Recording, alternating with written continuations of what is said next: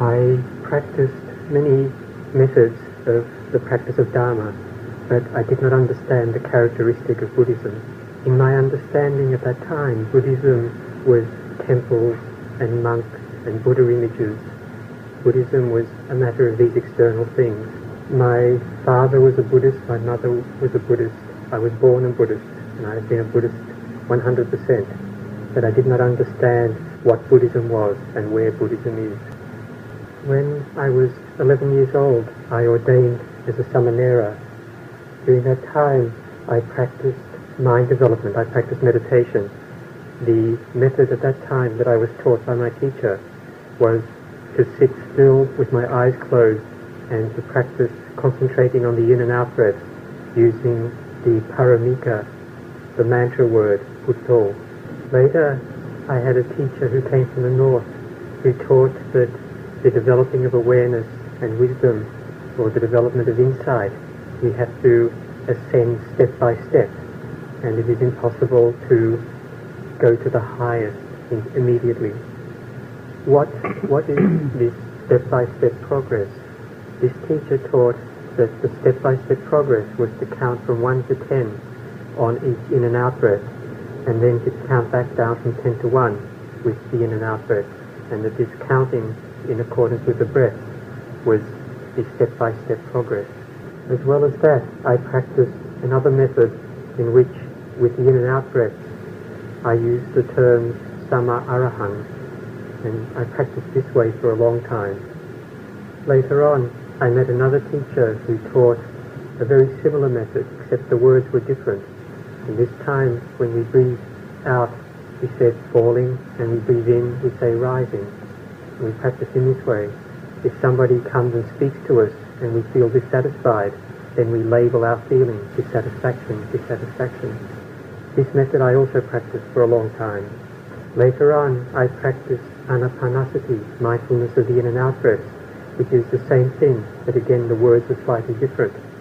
And here we are aware of the in and out breath, if it is short or if it is long, if it is rough or if it is subtle. But as with all these methods, we attach to the breath. All of these methods were taught as being vipassana, insight, but I did not have any insight. I just knew from memory. The teachers taught that insight means to know clearly and to know really, but I only knew from memory. Practicing in these ways, I did not have insight, but I had calmness. I got a kind of calmness, but that is the calmness of being under the sway of delusion. It is the calmness of being asleep. It is the calmness of not knowing. So that even though I had this kind of calmness, I still had anxiety and I still had doubt because I did not understand. During most of this time, I was a layperson, but I was interested in Dharma. I was looking for Dharma. I understood that if I found Dharma, I would have powers.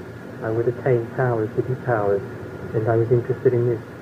I was someone who was very, very interested in Dharma, but when we think wrongly, then we search wrongly, and we find teachers that don't understand.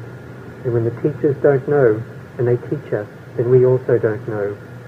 So with wrong thinking, I was looking for Dharma, and because my parents had devoted a lot of time to giving charity, helping monks, to keeping precepts, and so on, then I did these things also, thinking that these things would lead me to Dharma.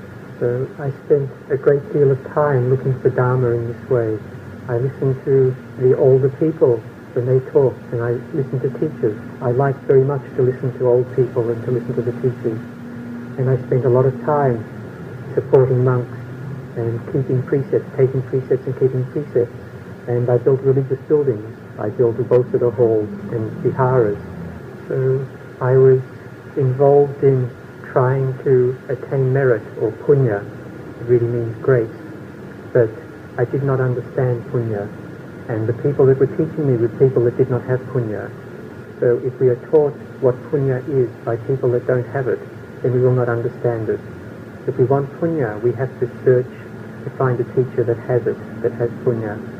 So we should consider very closely in order to understand, to see and to know for ourselves, so that we can look for someone that has punya, and we can recognize someone that has punya. So this is the very first problem, the problem of what happens when we look for a teacher. Usually when we look for a teacher, we wish to have someone who is famous, who is very well known, someone that is very respectable and someone that we can venerate very easily. When I was in my middle 40s, I met a teacher that I felt very close to, and for more than a year, almost 2 years, I paid a lot of attention to his teaching, and I considered his teaching, and I decided to follow his teaching. So at the time when I went to practice, this teacher was not living where I went to practice. He was staying somewhere else. But he told me to go and practice with a disciple of his, who was a very old monk, 70 of age, and so I went to practice with him. So this teacher was teaching a slight variant of the method that I had been practicing, and so with the in and out breath, we were to use the word die or death, and this was taught as being mindfulness of death. So when I went to practice this way, I felt quite dissatisfied because this was the ways that I'd been practicing for so many years already, and it was a way that did not lead to any lightening of my load, and so I decided that I would just sleep. So I would like to tell you the truth about what happened at this time when I went to practice. I would like you to not think that I am trying to show off. I just have this truth to talk about, and this is all that I have. If I cannot recommend this truth that I know, then I have nothing to recommend at all. So I have to talk about the truth. So when I first went to practice Dharma, the first thing that I understood was sumuti, convention. So I will speak about this. The teacher taught about this, but in all likelihood he did not understand himself, because later when I spoke to him, he had no idea what I was talking about. At that time there were 23 monks and 5 other lay people who came to practice together, but the knowledge that I attained was not the same as what these other people knew. So at that time I was sleeping, and I woke up and I asked myself why I had come. I'd come to practice Dharma. So I got up and I started to do this practice of breathing in and out, saying the word die. But this practice made me feel very lazy, so I would go back to sleep again, then get up and practice again, and go back to sleep again. After a while I decided that the next day I would get up and I would really practice Dharma, and it was with that in mind that I went to sleep that last evening. The next morning I awoke very, very early, and I set my mind to really practice Dharma. I brushed my teeth and I cleaned my face, washed my face, and I emerged and I practiced this method of turning up the hand and turning down the hand, of raising the arm and lowering the arm. And I practiced this method of knowing the movements, and I let go of the methods that I've been practicing. This way of knowing the movements of the body, I did not have to practice very long before I had knowledge arise, just 2 days. So it was 5 o'clock in the morning when I had knowledge arise. At that time I was wearing shorts because I was a layman, and a scorpion fell upon my leg, and as I watched it I considered the scorpion and myself, and I had knowledge arise that my leg was matter and it was name, it was body and it was mind, it was rupa and nama. And scorpion, it was the same thing. It too was rupa and nama. It too was body and mind. This knowledge that arose is called jnana, the jnana of panya, the knowledge that comes from knowing, from awareness knowing. When we have this jnana, we cannot forget and we cannot be deluded.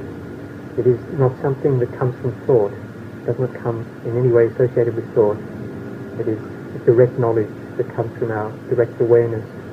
So at that time I was filled with conviction, with certainty, and I wished to go and teach others, because I had already heard that when, as followers of the Dharma, as people that practice Dharma, we should live simply, we should live in a low way, we should eat and sleep in a low way, that we should do high work, lofty work, which is the work of the mind.